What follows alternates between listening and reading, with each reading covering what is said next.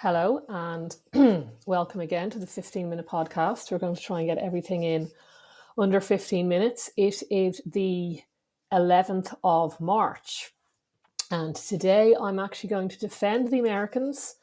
I'm going to talk about the Taoiseach. Micheál Martin, the Irish Prime Minister, is going to the White House tomorrow, so it's fingers crossed for that. And I will finish on something that I try to keep lighthearted and quite funny. I just wanted to make one comment, though, on a comment on my Eurovision piece this morning about the lovely ladies in their corset. And a comment below the line was, "Don't knock the look until you've tried it, Laura. Say for a podcast, perhaps." No, I certainly wasn't knocking the look at all. I think the girls look wonderful. Whether or not I will take to wearing corsets for the podcast, I will keep that under review. Perhaps that would be a fantastic idea. Who knows? Let's see. But the first issue, as I said, is I'm going to defend the Americans. So, as I explained yesterday, most of the mainstream British commentary has obviously been very anti-Trump and that he is a bully and this is unacceptable. So today in the Times, James Marriott, who's very good, who's a very thoughtful writer, and I usually read with the headline, "The US is much more foreign than we thought. British and America are two countries separated by everything, and we are finally beginning to understand that." Well, I mean, I always thought Britain and America were very different, certainly in terms of culture and politics. I mean, they did fight an entire revolution to break from the crown. So I'm surprised that James now realizes that actually it is, like the past, a different country. So he sets out some critical differences. And then in this paragraph, "If American strangeness has proved more surprising than it should be, it is partly because the British obsession with American culture wars and TV fostered a superficial sense of familiarity that inhibited deeper curiosity. Real attention to American history might have reminded us that for most of its existence, the US was an isolationist power determined to stay out of European entanglements. It might have led us to appreciate how alien the American culture of hyper-individualism, which fuels state or identity politics, libertarian economics, and overconfidence in the political virtues of billionaire businessmen, is to European sensibilities. British exposure to American pop culture is more fragmentary than many realise. To watch Friends on Netflix or to subscribe to the New York Times is a very different experience to being exposed to the 24/7 partisan madness of the American media ecosystem." So, two things. First, not so serious, and secondly, serious. I very much do not like what I call Americana. And I have made that very clear in the past. It drives me absolutely crackers. And this is American isms that creep into language. I can be as guilty of it as anybody, calling guys, even things like kids. And I've noticed that some people are starting to say, I named my child for, instead of naming my child after, which is a critical difference. I actually have a podcast on that I'll link back to. And there's a lot of Americana in this house, unfortunately. My children drive me absolutely crazy with the amount of American TV that's played. And yes, I know you can blame me for being a bad mother, but I try. My 10-year-old is now, in fact, taken to watching Friends, which I realise is wrong for many different reasons. But this is now probably my 5th time I've had to listen to Joey and Rachel and the rest of them in the background with the canned laughter. And look, I like Friends as much as the next person, but the fact that my 10-year-old is watching it is quite disturbing. But if you have a Netflix subscription, it's pretty much all Americana. I used to try and get them to watch Mallory Towers and BBC iPlayer, or even Hetty Feather, or the Scottish one. I forget her name. It'll come back to me. Viewers of children may well know this Katie Morag. That's the one. Anything is better than Americana, but they've all seemed to have grown out of it. But I did have to intervene in one particularly terrible program. Not because it was inappropriate. It was just the writing was just absolutely awful, and I had to turn it off. It was just terrible. So sure, Americana is a problem. I don't think. I think you're very foolish if you think living in Britain or indeed Ireland. In fact, Ireland is nearly more susceptible to the Americana than Britain. But I do take issue with this in James's piece, moving to the history and the politics of the two nations. Real attention to American history might have reminded us that for most of its existence, the US was an isolationist power determined to stay out of European entanglements. In other words, two world wars that were started on European soil. That's what the Americans wanted to stay out of. And can you really blame them? We are used to looking at America, and I was listening to a lecture on this a while ago. We are used to looking at America, which is obviously a massive country. The United States is just really the better way to refer to it. And we see them with the terrible school shootings and the weapons and how crazy it is over there. But Americans look at Europe and they view us as the violent continent. Okay, that's how that we can barely go 50 years before the Europeans start literally lining each other up and mowing each other down with machine guns. So I mean, we're not talking about a skirmish or an entanglement. I'm not going to bring up the numbers, but we all know what World War One was, the war to end all wars, the Great War. We can, if you've spent any time in Britain, every single train station, every single church had lists their young men, the greatest, one of the greatest generations, the flower of youth, that were mowed down by German machine guns in the trenches. And we have the arrogance to claim that we're kind of really superior and far more civilized than the Americans. I mean, superficially, perhaps yes, but when it comes to killing each other and things like that, I mean, let's look at our history in terms of the European continent and ask ourselves some tough questions and ask ourselves who really are the more violent, is the more violent continent. And that's before the obviously the peace then was so messed up that there was a Second World War, 40 years later, that decided to, where the Europeans decided to go at it again. And clearly, in both cases, the Americans were slow to enter. But can you really can you really blame them? I mean, why is a young guy from Ohio in France or landing on a beach in Normandy? It's a big ask, and they did it twice. Obviously, on the Eastern Front was particularly brutal. And then when the Russians rolled through, they were raping women and young boys all over the place. I mean, it's barbarism everywhere. And I'm a defender of Western civilization as much as the next person. But it's also good to have context. This is a lot more than European entanglements, as James says. And then in the 90s, Yugoslavia fell apart. So there's been a huge amount of ethnic tensions. And then on my island up north, they spent the best part of 30 years blowing each other up. So I mean, like, just again, people in glass houses should be very careful when they start throwing stones.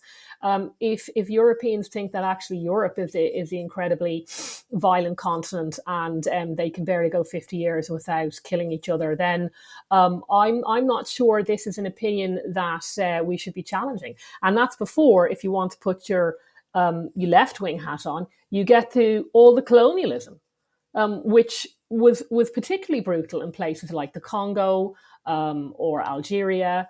And, it wasn't the Americans that were sitting around drawing up Africa with a ruler and pen. Like that was the Europeans.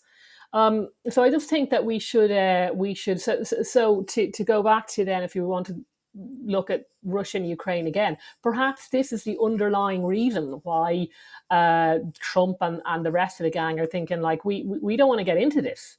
And you wouldn't blame them. So that's the first point.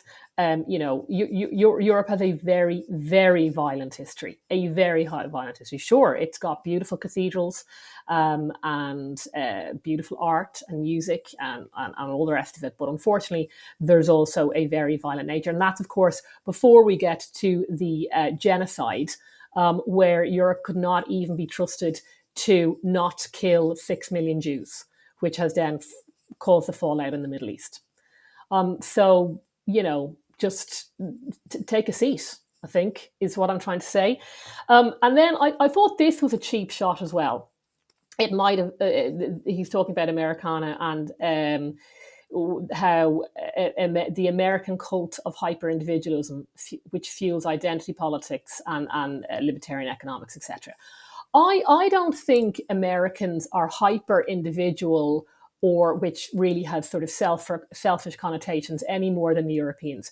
Americans don't like a big state. Okay, they don't have a massive welfare state. They don't have a socialized health system. Part of the reason for that is because they've spent much of their time funding European defense budgets, which means that the Europeans can have their big welfare state and their socialized health system. So, I mean, that's partly the reason. But there's a difference between hyper-individualism and wanting a small state. Americans are perfectly entitled, and I think are smarter not to have European welfare system, which is essentially bankrupting the Europeans here, or socialized health system. But that's different to saying sort of never looking in on their neighbour. I mean, Ireland actually, only a few weeks ago, Ireland was, a survey was said that it was the loneliest country in, I believe, Europe. I don't know how that compares to America, but at a community level and at a family level, I still believe Americans are more hands-on. They give far more money to charity. Their philanthropy is so, I mean, when you're doing the dig at the billionaire businessman. Well, a lot of the billionaire businessmen is what keeps their entire cultural life alive. They are far more philanthropic than the Europeans. So I think, again, unless you have spent time in America, I don't, living day to day there, I think their communities are probably quite strong, and they are not all selfish, and they're certainly not coming back as the loneliest country. Now, of course, they have their problems, and just like Europe in terms of a declining marriage rate and a declining fertility rate. But there are plenty of Europeans who are living essentially in islands, and wouldn't lend a hand to a neighbour if they absolutely had to. So I thought that was a cheap shot and unwarranted. So but clearly there is going to be a much greater now political divide between Europe and the United States. Sure, I certainly could do without Friends being constantly played in my house. I don't care much for Americana, but I still think it is, I believe in the words of Dennis Prager, still the last great hope. So moving then to Ireland, because this is also links back into America. Micheál Martin, the Taoiseach, is heading to the White House tomorrow. And everybody should want that to go well. He's currently in the United States. He visited the governor of Texas, Greg Abbott, yesterday. Clearly, obviously, a red state, and that seemed to go well. And I think the aim is to not get into a huge argument, obviously, with President Trump, and to explain how investment and trade with Ireland is a two-way street. It's definitely true that they have their eyes on Ireland, and they're not happy with all the investment American companies give to Ireland. But Micheál Martin is a pretty slick operator, and I think I'm hopeful that tomorrow will go well, as long as I said he folds up his Palestinian flag and doesn't start giving them advice on how to conduct their affairs in the Middle East. I think that has potential to go very well. So it's a little bit early. St. Patrick's Day is until next Monday, but I'm hopeful that tomorrow will go well. So we're at the 15-minute mark. So I said this would only be 15 minutes. But I did see this piece in The Guardian. For a conservative, I'd actually spent quite a lot of time on my Guardian website. And this is a light-hearted piece. The headline being, "My boyfriend wants us to move in together, but I need my independence and his dog won't let us have sex." Right. Well, then don't move in. So obviously the dog gets a bit jealous there. This is an older lady. "I used to struggle with living alone, but now I'm thriving. Should I give it all up?" No, clearly you shouldn't do that. And the letter was, "My boyfriend and I in our late 50s. I'm not sure I'd refer to someone in their 50s as my boyfriend. But anyway, he never married and doesn't have kids. Children. He doesn't have children. Well, I am divorced to 2 grown-up children. We each have our own place near to each other, but he very much wants us to move in together." Yeah, I bet he does. Get some sucker to pick his socks up for him. "I'm reluctant and feel guilty about it because I too was initially keen to do so. It was very difficult to find myself alone after my marriage breakup. I felt like a cast-off, a failure, and feared I wouldn't cope financially. Now, 15 years down the line, I'm very content because not only have I coped, I have thrived.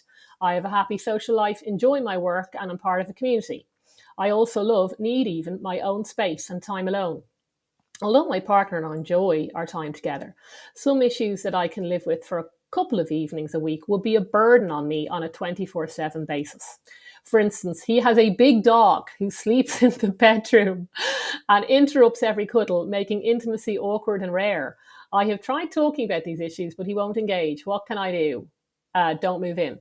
I fear I'll lose him if I tell him I don't want us to move in together. Then lose him." You always have to be prepared to walk away. I mean, why this woman would even consider shacking up with this guy and the big dog, I do not know. And it seems the Guardian are actually in agreement with me. Why would you even consider jeopardizing the self-sufficient life you have worked hard to achieve? You already know it would not work. Exactly. It sounds as though he would have to step up a long way to be worthy of sharing your life, so you could tell him that without making any promises. He's going to cajole you because he wants an easy life on his own terms, but what would you get out of it? Not much. A very smelly, slobbering dog and some extra laundry to do.